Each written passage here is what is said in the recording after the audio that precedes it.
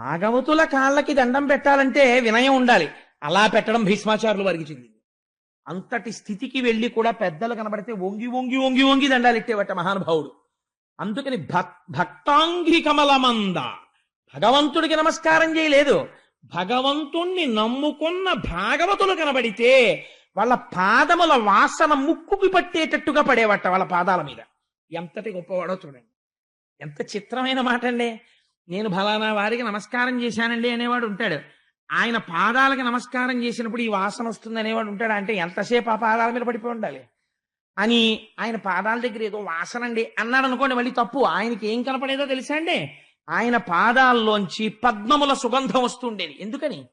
అమ్మో, ఈ పాదాలు ఎప్పుడు నా స్వామి చుట్టూ తిరిగే పాదాలు, ఇవి పద్మాలు, ఆయన లక్షణం వీటికి వచ్చిందనేవాడు.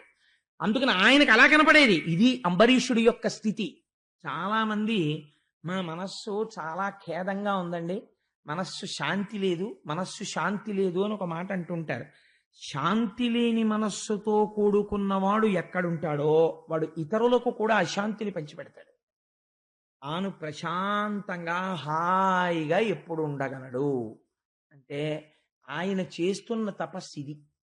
దుర్వాసో మహర్షి చేస్తున్న తపస్సు వేరు. హిమాలయ పర్వతాల మీద కూర్చుని తపస్సు చేశాడు ఆయన. ఈయన చేస్తున్నాడు తపస్సు. ఎటువంటి తపస్సు? చిత్రమైన తపస్సు. చిత్తంబుమధిరిపు శ్రీపాదముల యంద. ఆయన మనస్సు ఎప్పుడూ కూడా భగవంతుని యొక్క పాదముల యందు ఉండును. ఈ మాట మీరు కొంచెం జాగ్రత్తగా గమనించాలి. అసలు భక్తికంతటికి మొదలెక్కడా? ఇక్కడే. అసలు మీ మనస్సు వెళ్ళి అక్కడ చేరితే కదండి భగవంతుడి గురించి భక్తి అన్నది ఏర్పడ్డం. ఇప్పుడు నా కొడుకంటే నాకెంతో ప్రీతి, వాడు ఎక్కడో ఉన్నాడు పాండిచేరిలో చదువుకుంటూ, అయినా నేను రోజు 4 మాటలు వాడిని తలుచుకుంటాను. లేవగానే ఓసారి సంధ్యావందనం చేసుకున్నాక నమస్కారం చేస్తాను. దూరంలో ఉన్నాడు, నా బిడ్డని కాపాడు తండ్రి అంటుంటాను. రాత్రి పడుకోబోయే ముందు అయ్యో వీడు ఏం చేస్తున్నాడో, ఏం చదువుకున్నాడో, ఎలా పడుకుంటున్నాడో, ఏం తిన్నాడో ఒకసారి స్మరిస్తాను. నేను ఏదైనా ఒక మధురమైన పదార్థం తింటుంటే అయ్యో పాపం పిల్లవాడికి ఇది ఇష్టం, వాడు తింటలేదు, నేను తింటున్నాను అని అనుకుంటాను. ఎందుకు ఇన్ని మాటలు అనుకుంటున్నాను చెప్పండి?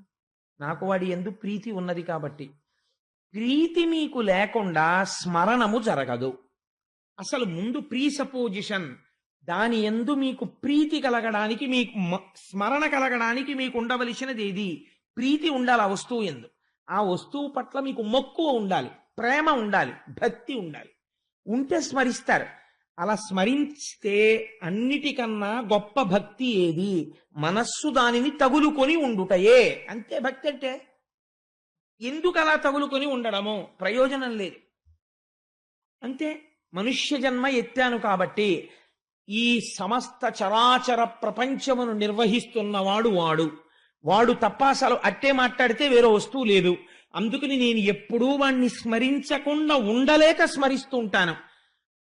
ఒక చిత్రమైన ప్రశ్న అడుగుతుంటారు కొంతమంది. ఏమంటే స్నానం చేసేటప్పుడు ప్రాతస్మరామి చదవచ్చా? ప్రాతస్మరామి అంటే ఏమిటండి? మనస్సుకు సంబంధించింది. నేను మిమ్మల్ని చదవద్దు అన్నాను అనుకోండి, మీరు స్మరించకండి ఈశ్వర పాదాలని. ప్రాతస్మరామిలో మీరు ఏం చేస్తారు? ప్రాతస్మరామి పరమేశ్వర వక్త్ర పద్మం అన్నారు. అది నోటితో చెప్పమన్నా దాని అర్థం ప్రాతస్మరామి పరమేశ్వర వక్త్ర పద్మం అంటే ఉదయం నిద్ర లేవగానే మొహం కడుక్కుంటూ నేను ఈశ్వరుడి యొక్క ముఖమును స్మరించినాను. ఇది మీకు చాలా ప్రీతి ఉంది. నేను స్మరించనా స్మరించద్దా అన్న ప్రశ్న మీకు ఎలా వస్తుంది నాకు చెప్పండి. నేను స్మరించద్దండి అన్నాను. మీకు ముందు అసలు మొహం కడుక్కుంటూ గుర్తొచ్చే విషయం ఏమిటో తెలుసా అండి? ధూర్తుడు నన్ను స్మరించద్దన్నాడు, బాబోయ్ మనస్సు అక్కడికే వెళ్ళిపోతుంది, అస్తమానం శివుడే గుర్తొచ్చేస్తున్నాడు అని మరీ వెళ్ళిపోతూ ఉంటుంది అక్కడికి. ఇప్పుడు కొత్తగా వెడుతోందని కూడా మీరు గుర్తుపట్టగలుగుతూ ఉంటారు. కాబట్టి మనస్సు వెళ్ళి పట్టుకోవడానికి మీరు పూజ చేస్తారు. కాబట్టి ఇప్పుడు ముందసలు అంబరీషుడు ఏ స్థితిలో ఉన్నాడు అంటే ఆయన చిత్తం ఎప్పుడు శ్రీ మహావిష్ణువు యొక్క పాదములను పట్టుకొని ఉన్నది. అంటే పరిఢవిల్లిన భక్తి చేత ఉన్నాడు. ఇంత పరిఢవిల్లిపోయిన భక్తి సంసారమునందుండడానికి ప్రతిబంధకమైనదా? అంటే సంసారం వదిలేశాడా వెంటనే మహానుభావుడు అంబరీషుడు? అంటే పలుకులు హరి గుణపఠనమంద, ఏది మాట్లాడినా హరిగుణములను వర్ణన చేస్తుంటాడు. ఈ రెండు ఎలా పొంతన కుదురుతాయండి? సంసారంలో ఉండడం, హరిగుణములను కీర్తించడము. ఈ రెండు ఎలా పొసగుతాయి అని మీకు అనుమానం రావచ్చు. నేను తరచు చెప్తుంటాను ఒక ఉదాహరణ. భగవంతుణ్ణి తలుచుకోవాలనేటటువంటి భక్తి లోపల ఉండాలి తప్ప అసలు మీరు తలుచుకోకుండా ఉండడానికి అవకాశం లేదు. ఎందుకో చెప్పనండి. మీరు నిద్రపోయి లేస్తారు. నిద్రపోయి లేవగానే ముందు ఏం చూస్తారు? గడియారం వంక చూస్తాం, ఎంత అయింది టైము అని. ఏదో 6 అయింది, అమ్మో బాబాయ్ 6 అయిపోయింది అని నిద్రలేస్తాం. మీరు ఇప్పుడు ఒకసారి వెనక్కి వెళ్ళి ఆలోచన చేయండి. రాత్రి 11 గంటలకు పడుకున్నాను, 6 గంటల వరకు నాకు ఈ దృశ్యమానమైనటువంటి చరాచర జగత్తుతో ఏ సంబంధము లేదు. ఒక శవము ఎలా పడిపోయి ఉండిపోతుందో నేను అలా పడిపోయి ఉన్నాను. ఈ 6 గంటలో 5 గంటల సమయంలో ఈ జగత్తునందు ఏ మార్పులు జరిగాయో ఏమి జరిగాయో, నా ఇంట్లోకే దొంగొచ్చావో నా పట్టుకుపోయాడో కూడా నాకు తెలియదు. కానీ ఏమీ తెలియని స్థితిలో ఉన్నటువంటి నేనని చెబుతున్న ఈ దేహము ఉండాలంటే కొన్ని ఉండాలన్నది మాత్రం నాకు తెలుసు. లోపల జీర్ణం జరుగుతూ ఉండాలి, ఊపిరి పీలుస్తూ ఉండాలి, వదిలిపెడుతూ ఉండాలి. అసలు అది నేను చెయ్యలేదు. కాబట్టి రాత్రి నిద్రపోతున్నప్పుడు వేరొకడెవడో శాసనం చేసి ఊపిరి తీయించి విడిచిపెడుతున్నాడు. పడకడున్నాడు, వాడు లోపల కాపు కాసి ఉన్నాడు. అయ్యయ్యో నిద్రపోయాడండి పాప, ఆయన నిద్రపోవడం వల్ల వచ్చింది ప్రమాదం, గుండె ఆగిపోయిందని ఎవడైనా అంటాడండి? ఎవ్వడండవు. మీరు నిద్రపోవచ్చు, కానీ గుండె మాత్రం కొట్టుకుంటూనే ఉంటుంది. మీరు నిద్రపోవచ్చు, ఊపిరితిత్తులు పనిచేస్తాయి. మీరు నిద్రపోవచ్చు, జీర్ణక్రియ జరుగుతూ ఉంటుంది. మీరు నిద్రపోవచ్చు, మీ నాడీ మండలం పనిచేస్తూ ఉంటుంది. ఇలా చేస్తోందంటే మీరు చెయ్యనిది చేయిస్తున్నవాడు ఒకడు ఉన్నాడా లేడా? ఉన్నాడు. వాడు ఏం చేశాడు? 2 ప్రయోజనములు చేశాడు. రాత్రి నాకు ఇరుక లేక పడుకున్నప్పుడు ఈ దేహమునకు ప్రమాదము వాటిల్లకుండా రక్ష చేశాడు. లోపల చెయ్యవలసిన పనులన్నీ వాడు చక్కబెట్టాడు. 2, నిద్రపోవడం ప్రమాదంగా చెయ్యకుండా బడలిపోయినటువంటి నా ఇంద్రియములకు శక్తినిచ్చాడు. జ్ఞానం కోణం పక్కన పెట్టండి, అది సుషుప్తి, బ్రహ్మము, ఈశ్వరుడు, ఇంద్రియాలు పక్కన పెట్టండి. కాసేపు భక్తి కోణంతో ఆలోచించండి. వాడు రాత్రి నిద్రపోతే మిమ్మల్ని ఏం కష్టపెట్టలేదే. వాడు ఏం చేశాడు? హాయిగా మీరు నిద్రపోతే మీ కంటికి మళ్ళీ బలం ఇచ్చేశాడు, చెవికి బలం ఇచ్చేశాడు, ముక్కుకు బలం ఇచ్చేశాడు, నాలుగుకి బలం ఇచ్చేశాడు. లేచి ఉత్సాహంగా మళ్ళీ తిరిగేస్తున్నారు. ఇప్పుడు మీకు ఈశ్వరుణ్ణి స్మరించడానికి మీకు ఏమిటి కష్టం? భగవంతుణ్ణి పూజామందిరంలోకే వెళ్ళి పూజించవలసిన అవసరం లేదని నేను అనను. ప్రారంభమునందు చెయ్యవలసిందే. కానీ స్మరణ భక్తి యందు పూజామందిరం అక్కర్లేకుండా పూజ నడిచిపోతుంది. పైకి లేచి ప్రకటంగా ఏం చెప్పక్కర్లేదు. ఏం ఆశ్చర్యం ఈశ్వర, 11 గంటలకు పడుకున్నానా, పడుకునేటప్పటికి మాడు నిప్పెడుతోందా, అలిసిపోయి తెల్లవారి లేచేటప్పటికి నిప్పి తగ్గిపోయిందా, ఎంత ఉత్సాహం, కళ్ళల్లో పడిన ధూళికణాలన్నింటినీ పుసులుగా మార్చేసావా మెత్తగాను, మళ్ళీ కంటి మధ్యలో ఉంటే తీసుకోలేనని ఈ చివర ఉన్న కొలుకులోకి తీసుకొచ్చి పెట్టావా, నేను ఇలా అంటే బయటికి వచ్చేసేటట్టు, నువ్వే నీటి రూపములో ఉండి నాకు మళ్ళీ ప్రక్షాళన చేసుకోవడానికి అవకాశం ఇచ్చావా, వాయు రూపంలో ఉండి నాకు అందావా, నా ఇంద్రియముల బడలిక తీర్చావా, రాత్రి నేను పడుకుంటే నువ్వు ఊపిరి తీసి నన్ను కాపాడావా. ఈశ్వర నీకు నమస్కారం. ఒక ఉపకారం చేసిన వాడిని స్మరించడానికి మీకు బెంగ ఉండదు కదా. పోని మామూలుగా భక్తిగా ఉండలేమండి, ఒక్క ఉపకారం ఎవడో చేసి పెట్టాడండి, చేసి పెడితే మీరు వాడిని తలుచుకోరు, మీరు వెళ్ళలేకపోయారు. ఆయన స్టేషన్కి వెళ్ళి తిరుపతికి టికెట్లు తెచ్చిపెట్టాడు, మీరు ఏం చేస్తారు? మహానుభావుడు తిరుపతికి టికెట్లు తెచ్చిపెట్టాడండి, వెళ్ళి నేను వెడతానని, వెళ్ళకపోతే మర్నాడు ఆర్ఏసీ వచ్చేసిందిట, ఇబ్బంది పడిపోతాను, పాపం టికెట్లు తెచ్చిపెట్టాడని మీరు యాత్రకి వెళ్ళొచ్చే వరకు కృతజ్ఞత చెప్తున్నారే. మరి జీవితం ఉన్నన్నాళ్ళు వాడు మీకు ఉపకారం చేస్తున్నాడు, మీరు వాడిని స్మరించి వాడికి కృతజ్ఞత చెప్పడం భక్తే. ఇదే భక్తి, ఈ భక్తియే తపస్సు. కాబట్టి ఇప్పుడు ఏం చేస్తున్నాడు అంబరీషుడు? ఇలా ఉండడానికి గృహస్థాశ్రమము ఎలా ప్రతిబంధకము నాకు చెప్పండి. ఈ స్మరణమునకు గృహస్థాశ్రమం విరోధం అండి, నాకు ఎలా కుదురుతుంది, మా ఆవిడుంది, మా పిల్లలున్నారు, నేను ఎలా స్మరిస్తాను అని అంటే మీరు ఏం చెప్పాలి? నీ మనస్సు అసలు ఈశ్వరుడు ఎందుకు కుదురుకోలేదు, అందుకే నిన్న ఆలోచనలు వస్తున్నాయి. లేకపోతే కుదురుకోకపోవడం ఏంటి? నీకు కృతజ్ఞతా లక్షణం ఉంటే ప్రతి క్షణము ఈశ్వరుడే నీకు కనపడుచున్నాడు. కాబట్టి కరములు విష్ణు మందిరం అర్జనములందా. ఇప్పుడు ఈ ఉత్సాహం కలగగానే, కృతజ్ఞత కలగగానే ఏమనిపిస్తుంది? అయ్యయ్యో మనం ముందు స్నానం చేసి మందిరంలోకి వెళ్ళి ఈ లోపల ఉన్నవాడెవడో వాడు సాకారుడైనాడు బయట. లేకపోతే వ్యాసుడు వెర్రివాడై చెప్పాడా ఈశ్వరుడికో మూర్తుందని? సాకారంచ నిరాకారం నిర్గుణంచ గుణాత్మకం తత్వం తత్పరమం బ్రహ్మ ఇది వేదాంత డిండిమః అని శంకర భగవత్పాదులు చెప్పారు వేదాంత డిండిమంలో. సగుణ నిర్గుణాసాతు ద్విధా ప్రోక్త మనీషిభి సగుణ రాగిభి సేవ్య నిర్గుణాతుర్విరాగిభి అని వేదవ్యాసుడు దేవి భాగవతంలో చెప్పాడు. కాబట్టి ఈశ్వరుడు ఒకనాడు ఒక ఈ కంటితో చూడడానికి వీలైన రూపమును ధరించాడు. అంతటా నిండిన పరమాత్మని మీరు జ్ఞానము చేత ఉపాసన చేయలేరు, భక్తి చేత ఒక మూర్తిని మీరు ఉపాసన చేయగలరు. ఇప్పుడు ఆ మూర్తి కేవలము విగ్రహము కాదది, అంతటా నిండిన పరమాత్మని మీరు ఈ విగ్రహంలో చూస్తున్నారు. విగ్రహంలో ఈశ్వరుడు ఉన్నాడు, బయట ఈశ్వరుడు లేడంట లేదు. అంతటా ఉన్న ఈశ్వరుణ్ణి చూడలేని నా దైన్యమును గుర్తించి ఒక మూర్తి యందు చూసి పరవశించుచున్నాను. ఇది ఎక్కడికి వెళ్ళాలి? అంతటా చూడగలిగిన స్థితికి వెళ్ళాలి. కాబట్టి విగ్రహారాధనము దోషం ఎందుకు అవుతుంది? ఎప్పటికీ దోషం కాదది. అందుకని భగవంతుని యొక్క మూర్తి వంక చూసి పొంగిపోయి ఈ లోపల రాత్రంతా పని చక్క పెట్టిన వాడెవడో వాడే ఇక్కడ కూర్చున్నాడు నా ఇంటి ఈశాన్యంలో అని. స్వామి నిన్న పొద్దున్న వేశాను పువ్వులు, అవి వడిలిపోయాయి, దుర్వాసన వస్తున్నాయేమో అని జాగ్రత్తగా నిర్మాల్యం తీసి మీరు పూజ చేయడంలో ఎంత ఆనందం ఉంటుందండి. ఇప్పుడు అది ఎప్పుడు ఉంటుంది? కృతజ్ఞతా లక్షణం ఉంటే ఉంటుంది. కృతజ్ఞతా లక్షణము లోపించిపోయింది అనుకోండి, బాగా జ్ఞాపకం పెట్టుకోండి, ఎన్ని గంటలు మీరు పూజ చేశారన్నది లెక్కలోకి రాదు. అది ఏమవుతుంది? అది రిచువల్ అంటారు ఇంగ్లీష్లో, ఒక తంతు కింద తయారవుతుంది. ఒక భయంతో చేస్తాడు పూజ. ఎలాంటి భయం తయారవుతుందో తెలుసా అండి? ఒక అలవాటు పెట్టుకుంటాడు, నేను రోజు విష్ణు సహస్రనామం చదువుతాను. ఎందుకు చదువుతున్నాడు విష్ణు సహస్రనామం అంటే అనంతమైన నామముల చేత చెప్పబడిన ఈశ్వరుడు అంతటా పరివ్యాప్తమై ఉన్నాడు అని తెలుసుకోవడానికి. కానీ ఇది ఏమవుతుందంటే, ఏదో టైం లేదు, ఇవాళ నేను విష్ణు సహస్రం చదవలేకపోతున్నాను, బాబాయ్ నన్ను భగవంతుడు కోసేస్తాడేమో, నువ్వు ఎందుకు చదవలేదు ఇవాళ అంటాడేమో, అందుకని గబగబా చదివేద్దాం. అప్పుడు ఆ పూజ ఏమైపోతుంది చెప్పండి? అది ఒక తంతు కింద తయారవుతుంది. గంట సేపు కూర్చుంటాడు పూజ దగ్గర. శంకరాచార్యులు వారు నిలదీశారు ఇలాంటి పూజల్ని. గభీరే కాసారే విశతి విజనే ఘోర విపినే విశాలే శైలే చ భ్రమతి కుసుమార్థం జడమతి సమర్ప్యై చేత సరసిజముమానాధ భవతే సుఖేనావస్థాతుం జనయ్య నజానాతి కిమహో అని అడిగారు. ఎవడు తెమ్మన్నాడు నిన్ను ఇవన్నీ? ఒక్కటి పెట్టి చెయ్యి చాలు, పొంగిపోతాను నేనన్నారు. రేపటి రోజు మనం చేసే ప్రయత్నం అదే.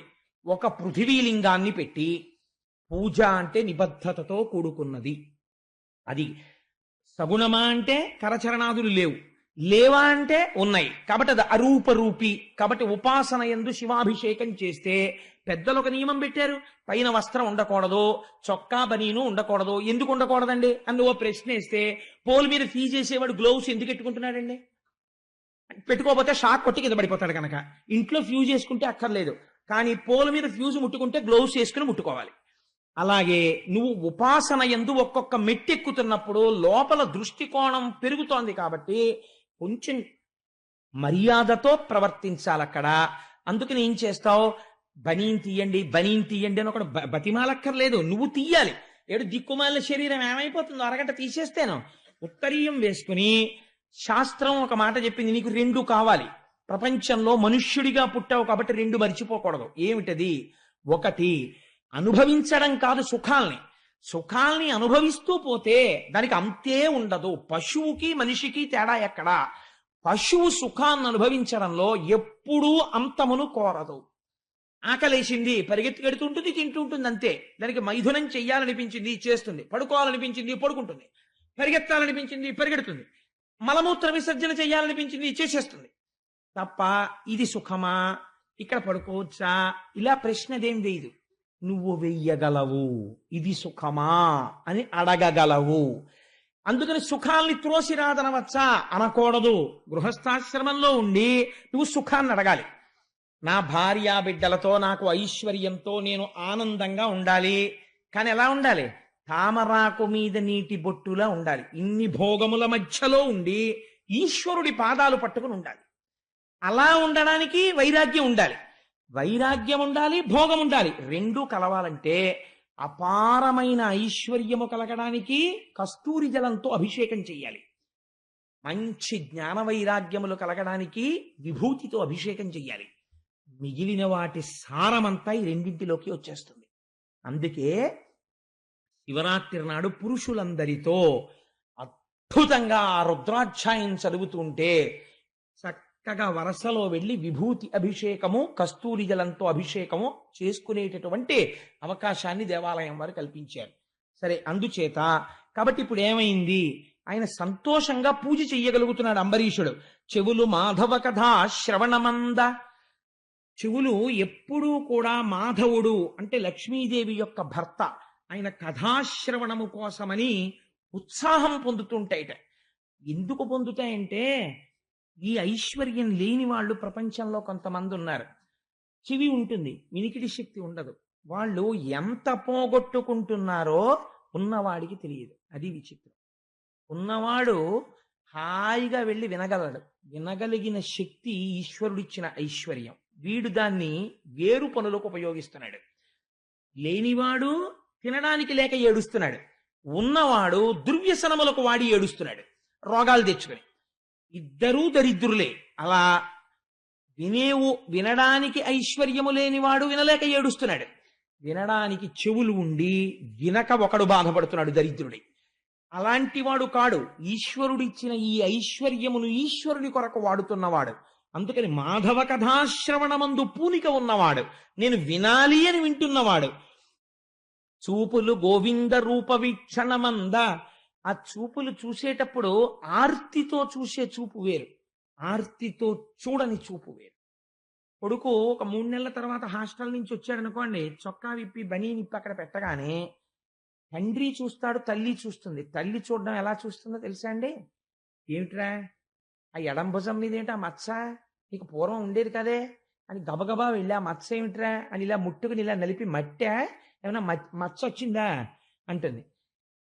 అప్పుడు లేని మచ్చ ఇప్పుడు ఎందుకు వచ్చిందని పరితపించిపోయి చూస్తుంది అమ్మ కొడుకు బనీ నిప్పగానే. ఆ చూడడంలో ఆనందం ఉంటుంది. అమ్మో నా కొడుకుని చూసుకుంటుంది అమ్మ. అలా ఈశ్వరుణ్ణి చూసేటప్పుడు ఏ రోజుకు ఆ రోజు కొత్తదనం కనపడుతూ పొంగిపోతూ ఉంటాడు భక్తుడు చూడడంలో. అందుకని శిరము కేశవ నమస్కృతుల యంద, ఈశ్వరుడు శిరస్సు ఇచ్చినది దేనికి అంటే పెద్దల ముందు భగవంతుడి ముందు వంచి నమస్కరించమని. లేకపోతే బుద్ధిస్థానము వంగని నాడు నీకు నిశ్చయాత్మకమైన శక్తి ఎక్కడి నుంచి వస్తుంది? ఈశ్వరుడి ముందు. కాబట్టి ఆ భగవంతుని ముందు వంగేటటువంటి శిరస్సున్నవాడు. కామంబు చక్రి కైంకర్యమంద, కామము దోషము. ఎలా? కేవలము లౌకికమునందుంటే. కామము వరము ఎప్పుడు? భగవదాభిముఖ్యాన్ని పొందితే. ఈశ్వరుడి యొక్క సేవ కావాలి అని కోరుకున్నాడు అనుకోండి, ఆయనకి కామం ఉందా లేదా అంటే కామం ఉంది. కామం అంటే కోరిక. మీరు ఇంకో రకంగా అర్థం చేసుకోకండి. కోరిక ఉన్నది. ఒక ఆయనకి ఏం కోరిక ఉన్నది? ఊటీ వెడదామని ఆయన కోరుకున్నాడు. ఇంకొక ఆయనకి కోరిక ఉన్నది, వెంకటాచలం వెడదామని కోరుకున్నాడు. ఇప్పుడు ఆయనది కామమే, ఈయనది కామమే. ఈ రెండు కామములలో ఒకటి కామమైన బంధించకుండా రక్షణ వైపుకి నడిపించేస్తోంది. ఇంకొక కామము కామమే, కానీ అది బంధనమునకు గురి చేస్తోంది. ఎందుకని? ఇటువైపు వెడుతున్నది ఉన్న కట్లు విప్పించుకోవడానికి, ఇటువైపు వెడుతున్నది కొత్త కట్లు కట్టించుకోవడానికి. కాబట్టి ఏమవుతోంది? కామమే మారుస్తుంది. అందుకే లలితా సహస్రంలో అమ్మవారు చేత్తో పట్టుకున్న 4 ఆయుధాల్లోనూ ఆ మనోరూపేక్షుకోదండా పంచతన్మాత్రసాయక నిజారుణ ప్రభాపూరమజ్జ బ్రహ్మాండ మండల. ఆ తల్లి ఆ చేతిలో మనస్సు అనేటటువంటి కోదండాన్ని పట్టుకుంటుంది. కామక్రోధములు పక్క పక్కనే ఉంటాయి. కోరిక తీరితే సుఖం, తీరకపోతే క్రోధం. కాబట్టి కోరిక ఈశ్వరాభిముఖం అయిపోయింది అనుకోండి, ఆయన తీర్చకపోవడం అన్నది ఉండదు. అయ్యప్ప స్వామి వారి దర్శనం చేసుకుందామని వచ్చాడు అనుకోండి, హాయిగా వచ్చి అయ్యప్ప స్వామి దర్శనం చేసుకెళ్ళిపోవచ్చు. అదే మీరు ఒక లౌకికుడు ఇంటికి వెళ్ళారనుకోండి, వాడు ఉండొచ్చు, ఉండకపోవచ్చు, ఉండి లేనని చెప్పించవచ్చు. కాబట్టి ఈశ్వరుడు అలా ఎప్పుడూ చెప్పించాడు. నేను ఇక్కడ లేనని చెప్పేవాడికని ఎవరికి చెప్పడం. కాబట్టి కామము ఈశ్వరానుగ్రహం వైపుకి నడిస్తే అది మీకు సిద్ధించి తీరుతుంది. అందుకని కోరిక ఉత్తమమైనది ఎప్పుడు ఈశ్వరుడి వైపుకి తిరిగింది అంబరీషుడికి. ఘ్రాణమసురారి భక్తాంఘ్రి కమలమంద. ఇదో చిత్రమైనటువంటి విషయం. భగవంతుడి పాదములకు నమస్కారం చెయ్యడం అనేటటువంటిది చాలా సామాన్యమైనటువంటి విషయం. ఎందుకని అంటే పెద్ద భక్తి లేని వాడు కూడా చేస్తాడు. ఇప్పుడు ఇలా సభలో ఉండగా వెంకటేశ్వర స్వామి వారు గభాలను ఆకాశంలోంచి పట్టు పీతాంబరం కట్టుకుని ఇలా ఒక్కసారి తప్పుకోండి అంటూ కిందకి దిగారనుకోండి. గబగబా మీ అందరూ అటు తిరిగి స్వామి పాదాల మీకు గబగబా నమస్కారం చేసేస్తారు. ఎవరైనా ఒకవేళ కాకినాడలో ఒక 30 నిమిషాలే ఉంటానయ్యా, మళ్ళీ వెళ్ళిపోవాలి, నేను రాజమండ్రి వెళ్తాను ఇక్కడి నుంచి 8 గంటలకి అన్నాడు అనుకోండి వెంకటేశ్వర స్వామి. నేను ఒక ఉదాహరణకి చెప్తున్నాను. కాకినాడలో ఇంతకు పూర్వం భగవంతుడి గురించి నమ్మని వాడు కూడా వెంకటేశ్వర స్వామి అయ్యప్ప స్వామి గుడికి వచ్చాక వెళ్ళిపోదామని గబగబా వచ్చేస్తారు, వచ్చి కాళ్ళ మీద పడిపోతారు. పెద్ద విశేషం ఏంటండి? ఎందుకైనా మంచిది, ఒక బెనిఫిట్ ఆఫ్ డౌట్ ఒకటి ఉంటుంది. ఎందుకైనా మంచిది ఉందేమో ఓ శక్తి, అది ఏమైనా చేస్తుందేమో, ఓ అగ్రత్త పుల్ల చూపించి ఇలాంటి గొడవ వదిలిపోతుంది, మనకి ఎందుకున్నాడో లేడో, అందుకని ఇలా అనేసి వెళ్ళిపోతాడు. భగవంతుణ్ణి నమ్మిన వాడు ఉన్నాడు అనుకోండి, వాడి కాళ్ళకి దండం పెట్టాలనుకోండి, అహం వస్తుంది. ఏంటి, నాకు తలకాయింది వాడికి తలకాయింది, నాకు కాళ్ళు ఉన్నాయి వాడికి కాళ్ళు ఉన్నాయి, నాకు చేతులు ఉన్నాయి వాడికి చేతులు ఉన్నాయి, వాడి కాళ్ళకి నేను నమస్కారం పెట్టండి, నేను పెట్టక్కర్లేదంటే.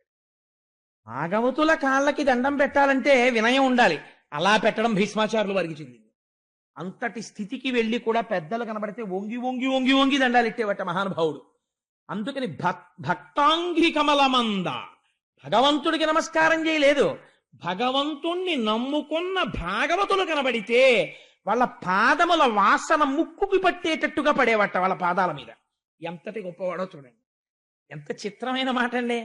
నేను ఫలానా వారికి నమస్కారం చేశానండి అనేవాడు ఉంటాడు, ఆయన పాదాలకి నమస్కారం చేసినప్పుడు ఈ వాసన వస్తుంది అనేవాడు ఉంటాడు. అంటే ఎంతసేపు ఆ పాదాల మీద పడిపోయి ఉండాలి అని, ఆయన పాదాల దగ్గర ఏదో వాసన అండి అన్నాడు అనుకోండి, మళ్ళీ తప్పు. ఆయనకి ఏం కనపడేదో తెలుసా అండి? ఆయన పాదాల్లోంచి పద్మముల సుగంధం వస్తుండేది. ఎందుకని? అమ్మో, ఈ పాదాలు ఎప్పుడు నా స్వామి చుట్టూ తిరిగే పాదాలు, ఇవి పద్మాలు, ఆయన లక్షణం వీటికి వచ్చిందనేవాడు. అందుకని ఆయనకు అలా కనపడేది. ఇది అంబరీషుడి యొక్క స్థితి. ఇప్పుడు చెప్పండి, అంబరీషోపాఖ్యానం సామాన్యమైందా? ఏ స్థితిని తప్ప అలా నోళ్ళవి ముయ్యకండి, పక్కకి తీసుకెళ్ళండి బాబుని, అంతేగాని రసన తులసీదళములందా ఆ నాలుకకి ఏది పడితే అది రుచి చూపించాలని ప్రయత్నం చేసేవాడు కాదు. మీకు అసలు దీన్ని గెలిస్తే అన్ని గెలిచేసినట్టేనండి. మీకు ధూర్తుడైనటువంటి ద్వారపాలకుడు ఒకడు ఉంటాడు ప్రపంచంలో. లోపలున్న ఆఫీసర్ గారు మంచివాడు, బయట నుంచి ఉన్నటువంటి ద్వారపాలకుడు చాలా ధూర్తుడు. వాడు మెహర్బానీ వెలగబెట్టేస్తుంటాడు. ఏంటండి ఇలా వచ్చారంటాడు. సరే ఆఫీసర్ గారిని కలవాలని, అబ్బే భలేవరే 15 రోజుల క్రితం పేర్లు ఇచ్చిన వాళ్ళు వెళ్ళలేదు ఇప్పటికంటాడు. లోపల ఉన్న ఆయన కాదు, ఆయన ఎవరు వచ్చినా పంపరా అంటాడు. కానీ దరిద్రం ఏంటంటే పాప ఆయన తెలియదు వీడెవడో వచ్చాడు. అలా ఇది గర్భాలయం, దీనికి పాపం ఏమీ ఉండదు. ఇది ఆకలేస్తే అయా లోపల పదార్థం అయిపోయిందండి ఇంకేమైనా పెట్టండి అని అడుగుతుంది. మీరు అందులో పాలు పోసినా, కాస్త పరవన్నం పెట్టినా, లేకపోతే ఇంత పులిహార పెట్టినా, ఓ 2 ఇడ్లీలు పెట్టినా, ఇడ్లీ మేస్టారు వద్దండి అని అదేం అందం. ద్వారపాలకుడు ఇక్కడ ఉంటాడు, వీడికి ఏమిటో తెలుసా అండి, అసలు పచనం చేసి జీర్ణం చేసి శక్తినిచ్చేది ఇది. వీడి పని ఏమిటంటే ఆఫ్టర్ ఆల్ లోపలికి పంపిస్తాడు అంతే. వాడు ఏమిటంటాడంటే, అలా పంపమండి 5 నిమిషాలు అయింది పప్పనమే పెడతారంటే మార్చండి అంటాడు. అంటే అప్పుడు మళ్ళీ కూర కలపాలి. దీనికోసం ప్రపంచంలో ఎన్ని కోట్లు ఖర్చు అవుతుందో మీరు ఆలోచించండి. లేకపోతే ఇంత పప్పు, ఇన్ని కూరలు, ఇన్ని పులుసులు, ఇన్ని పచ్చళ్ళు ఎక్కడి నుంచి వచ్చాయండి? ఎందుకండి? ఒక్క పదార్థంతో సరిపెట్టచ్చు. ఇది ఎప్పుడు అడగలేదు వెరైటీ అంతా దీంది. అందుకని ఇన్ని అడిగితే ఒక్కొక్కసారి ఇది ఏమంటుందో తెలుసా? ఏమన్నా ఆకలేసింది అన్నాను, ఏమన్నా పెట్టమన్నాను, అదేంటండి ఇక్కడ దాటిపోయి ఇక్కడికి వస్తోంది, ఇంకా పంపించకండి బాబోయ్ అంటుంది. అంటే ఏంటి, ఆ టోకెన్ల కోసం రష్ ఎక్కువైపోయిన గోపాలకృష్ణ గారు పడిపోయిన ఆవేదనలాగా ఇది నిండిపోయి ఇంకా పంపద్దో అంటే భలేవాడివే రుచి ఎంత బాగుందో అని ఇది పెట్టేస్తుంటుంది లోపలికి. బాధ దీనికే అన్ని పంపేసి ఏమంటుందో తెలుసా అండి, పులిత్రేడుపులు వచ్చేస్తేనే జీర్ణం అవలేదు, కొంచెం సోడా పట్టారా అంటాడు కొడుకుని. మళ్ళీ ఇదోటి. ఈ పైకి చాలా తేలిగ్గా కనపడుతుంది, ఇంద్రియాన్ని గెలవడం అంత తేలిక కాదు. దీన్ని గెలవగలిగారు అనుకోండి, నోరు మొయ్యి అవేం అక్కర్లేదు, కాస్త తులసి దళం నోట్లో వేసుకో, ఎందుకు నీకు ఏమిటి రుచి, తిను ఏం పర్వాలేదు, ఈశ్వర నివేదనమైనటువంటి ప్రసాదము, నువ్వు ఇవాళ ఇంత పులిహార ఇంత చక్కెర పొంగలి తినే శరీరమును నిలబెట్టవచ్చు అని చెప్పారు అనుకోండి. ఏమంటే గుళ్ళో సమోసాలు నైవేద్యం పెట్టరా అండి అని అడిగాడు ఒక ఆయన. అంటే ఆయనకి ఇంట్లో ఉండవలో ఉంది, అందుకని చెప్పి ఏమిటంటే సమోసాలు పెడితే ఇక్కడ తిందామని. నేను తెల్లబోయాను నిజంగా, అయ్యి బాబోయ్ ఇలాంటి కోరికలు కూడా ఉన్నవాళ్ళు ఉంటారా అని ఆశ్చర్యపోయాను. అంటే ఆయనకి ఎప్పటి నుంచో కోరిక ఇక్కడ పెడితే తినేద్దామని, ప్రసాదం కౌంటర్లో ఇస్తారు కదా సమోసాలని. అది నిజంగా ఇంక నేను ఏం చెప్పాలి జవాబు మీరు ఆలోచించండి. విహితము నిషిద్ధము ఇవన్నీ నేను చెప్పనా సమోసా గురించి? రజోగుణ ప్రకోపం కలిగినటువంటి మసాలాలతో ఉన్న ప్రసాదం ఈశ్వరుడికి పెట్టి మీరు తింటారా? ఆయన ఏదైనా జీర్ణం హాలాహాలం తింటాడు ఆయన. నువ్వు తిను. మొన్నటి రోజున విన్నాను నేను పేపర్ నిండా అన్ని హాస్పిటల్స్ నిండిపోయాను. చిన్న తేడా వస్తే మనం ఉండలేమే. మరి అలాంటిది జాగ్రత్తగా ఉండద్దు. లోపల మనస్సు ఏర్పడుతోంది. మనస్సు తేడా వచ్చిందంటే కుభోజనేన దివసహ అన్నాడు వ్యాసుడు. నువ్వు తప్పు భోజనం తింటే, రజోగుణ తమోగుణ ప్రకోపంతో కూడిన భోజనం తింటే ఓ రోజు పోయింది అన్నాడు. ఆ మనస్సు వ్యగ్రత అలా ఉంటుంది. ఈశ్వరుడు ఎందు ఉండదు. ఈశ్వరుడు ఎందు విస్మృతి పొందిందో రోజు, ఆ రోజు నువ్వు చచ్చిపోయిన వాడితో సమానం. ఆ టైం అంతా పోయింది, రాదు మళ్ళీ నీకు. అందుకనే ఆహారం అనందు నిబద్ధత పెట్టారు. లేకపోతే ఏం తెలివి తక్కువ వాళ్ళై పెట్టలేదు ఋషులు సాత్వికాహారం తినమని. కాబట్టి ఇప్పుడు ఆయన దేనిని గెలవగలిగాడు అంబరీషుడు? రసేంద్రియమును గెలవగలిగాడు. నోర్మోయ్ అనగలడు. ఎవరిని? నాలుకని. అలా మనం ఎప్పుడూ అనలేం. అది మన్నంటుంది, నోర్మోయ్ పట్రా వంకాయలు. వెండి కంచం తాకట్టు అయినా పెట్టు, కానీ ఊరగాయలు పెట్టవలసిందే. ఏడాదికి కావద్దు అంటే ఎందుకు ఊరగాయలు? ఏమవుతుంది లేకపోతే? 365 రోజుల్లో ఈశ్వరుడు కూరగాయలే ఇవ్వడా? ఏం ఊరగాయలు పెట్టుకోకపోతే ఏమవుతుంది అని అడగలేమో. ఎన్ని రకాల ఆవకాయలు, ఎన్ని రకాల మాగాయలు, మళ్ళీ శాంపుల్స్ ఇంకోళ్ళకి ఇవ్వాలి, ఇంకోళ్ళ శాంపుల్స్ మనం తినాలి, వాటికి వేడి చెయ్యాలి, దగ్గు రావాలి, డాక్టర్ల దగ్గరికి వెళ్ళాలి, మందులు తెచ్చుకోవాలి. ఎన్ని బాధలో ఒక్క. అందుకని ఆయన ఏం చేశాడు? ఘ్రాణమసురారి భక్త అంఘ్రికమలమందు రసన తులసీదళములంద. ఆయన గెలవగలిగాడు. అది తేలిక మాట అని మీరు అనుకోకండి. ఇప్పుడు నేను ఇంటికి ఇంత మాట చెప్పానంటే నేను ఒక్క మాట చెప్పచ్చు. అంబరీషుడు నాలికని గెలిచాడండి, అయిపోతుంది ఉపన్యాసాలు. పెద్ద విశేషం ఏముంది? కానీ మనం చెయ్యలేంది ఆయన చేస్తున్నాడు. అది మనం కూడా చెయ్యవలసిన ప్రయత్నం. గృహస్థాశ్రమంలో ఉన్నవాడు. అందుచేత రతులు పుణ్యసంగతుల యంద ఆ రాజచంద్రమమునకు. ఆ రాజచంద్రుడు ఆయన కోరికలు ఎప్పుడూ కూడా ఈశ్వరుని యందు మగ్నమై ఉండేవాడు. లోపల బుద్ధి ఇలా ఉంటే ఈశ్వరుణ్ణి పట్టుకుని తిరుగుతున్నాడు. ఆయన రాజ్యపాలననేం విస్మరించలేదండి. మీకు చాలా ఆశ్చర్యకరమైనటువంటి విషయం ఏమిటో తెలుసా? ఆయన రాజ్యం చేస్తున్నప్పుడు షడ్రసోపేతమైన భోజనం అక్కడ పెట్టేవారు. ఎలా తినేవాడో తెలుసా అండి? ఓహో, శ్రీమన్నారాయణుడు ఆహార రూపమై వచ్చి నాలోకి ప్రవేశిస్తున్నాడు స్వామి అనేవాడు. కాబట్టి ఇది నిండడానికి అంత పుచ్చుకునేవాడు. దీనికోసం తినేవాడు కాదు. ఈశ్వర నివేదన చేసి తాను పుచ్చుకునేవాడు. ఈశ్వరుడికి నివేదన చేసేటప్పుడు సత్వగుణ ప్రధానమైన పదార్థం పెడతాం కాబట్టి ఆయనకి పెట్టి తాను తినాలి కాబట్టి అలా తినేవాడు. ఎవరైతేనైనా మాట్లాడుతున్నాడు అనుకోండి, అబ్బా టైర్ అయిపోయానండి ఇంక అనేవాడు కాదు. ఎందుకని? శ్రీమన్నారాయణుడు వస్తున్నాడు నన్ను చూడడానికి, అస్తమానం ఎన్ని రూపాల్లో వస్తున్నాడో నా స్వామి అనేవాడు. అందుకే పోతన గారు ఎంత గొప్ప పద్యం ఇచ్చారంటే, హరియని సంభావించును హరియని దర్శించునంటూ నఘ్రాణించున్ హరియని రుచిగొనదలచును హరిహరిఘను అంబరీషు అలవియ పొగడన్. అంబరీషుణ్ణి మేం పొగడలేమన్నారు. ఎందుకని? ఒక్కటే కారణం. హరియని సంభావించును. ఏది కనపడనివ్వండి ప్రపంచంలో, ఏ వస్తువు కనపడనివ్వండి, అప్ప నా స్వామి ఎన్ని రూపాలతో కనపడుతున్నాడో బాబోయ్ ఇవ్వాలంటుండేవాడు. విష్ణు సహస్రనామం పట్టుకుని సహస్రశీర్షవదన అని లలితా సహస్రం పట్టుకుని అనడం కాదు, బయటికి వచ్చి విశ్వం అది విష్ణు సహస్రానికి మొదటి మాట. అంతటా నా స్వామి ఎన్ని ముఖాలతో ఉన్నాడో అనగలిగితే, ఇలా అనకుండా నువ్వు అనగలవా? ఇన్ని ముఖాలతో అయ్యవారిని చూస్తుంటే అలా అనగలిగాడు అంబరీషుడు. అంతటా ఈశ్వర దర్శనం చేశాడు. హరియని దర్శించు అంటూ నఘ్రాణించు. ఏదైనా వాసన చూస్తే ఈ వాసన కూడా హరే, శ్రీమన్నారాయణుడే ఈ వాసన రూపంలో ఉన్నాడు అని పీల్చేవాడు. ఏదైనా ముట్టుకుంటే ఇది శ్రీమన్నారాయణుడే, పంచభూతములుగా ఆయనే ఉన్నాడని ముట్టుకునేవాడు. హరియని రుచిగొన్నదలచును. నాలుకకు పెట్టేటప్పుడు ఎలా పెట్టేవాడో తెలుసా అండి? తను తింటున్నానని తినేవాడు కాదు, ఇది శ్రీమన్నారాయణుడని నాలుక మీద పెట్టుకునేవాడు. హరిహరిఘను అంబరీషు నలవియ పొగడన్. ఇలాంటి వాడిని పొగడడానికి అబ్బబ్బా అనకూడదు. కాబట్టి పోతన గారు ఎంత అందంగా పద్యం పూర్తి చేశారని చూడండి. హరిహరి ఈయన్ని పొగడం ఎవరికి తరం రా అన్నారు. ఆయన కూడా అంబరీషుడు గురించి చెప్పడం మొదలెట్టినంత మాత్రం చేత పద్యంలో హరిహరి పడిపోయింది.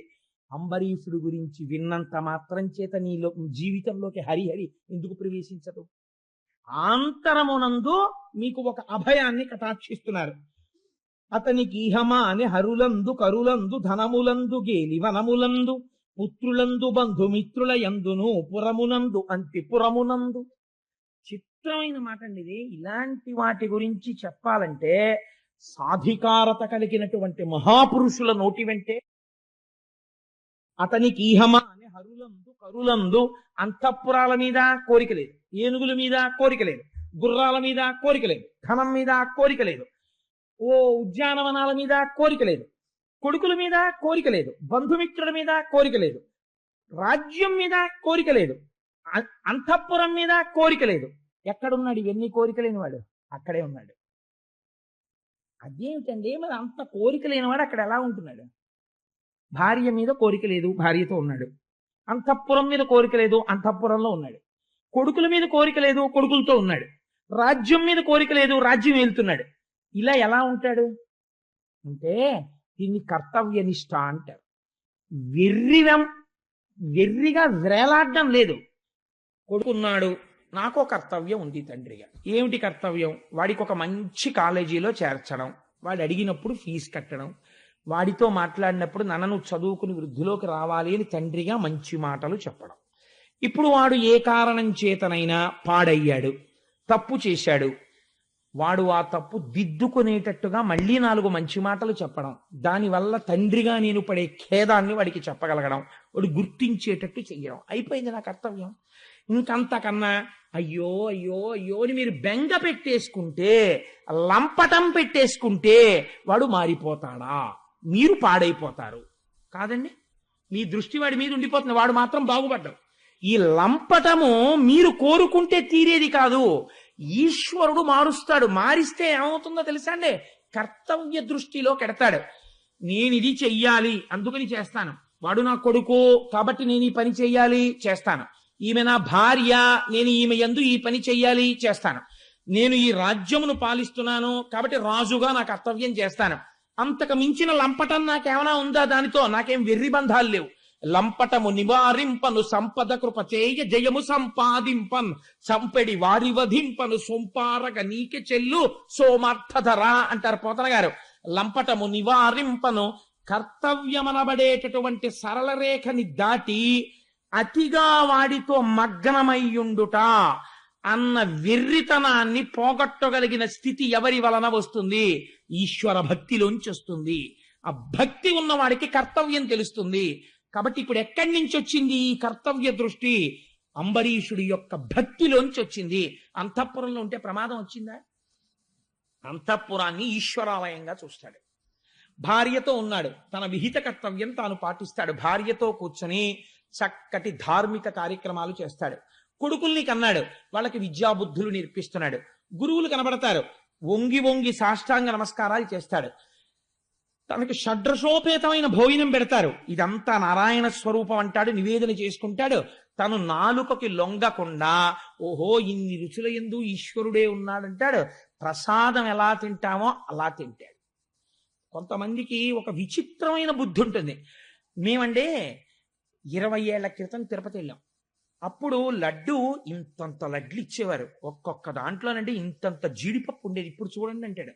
20 ఏళ్ల క్రితం తిరుపతి వెళ్ళిన వాడివి, ఆ తర్వాత 20 ఏళ్ల వరకు నీ జీవితంలో మళ్ళీ తిరుపతి వెళ్ళలేకపోయావు. నువ్వు అమెరికాలో లేవు, చైనాలో లేవు, ఇండియాలో ఉండి రాత్రి రైలు ఎక్కి పడుకుంటే 150 రూపాయలు. పుట్టి 20 ఏళ్లకి కానీ నేను మళ్ళీ తిరుపతి వెళ్ళలేకపోయానని వాడు ఏడవలేదు.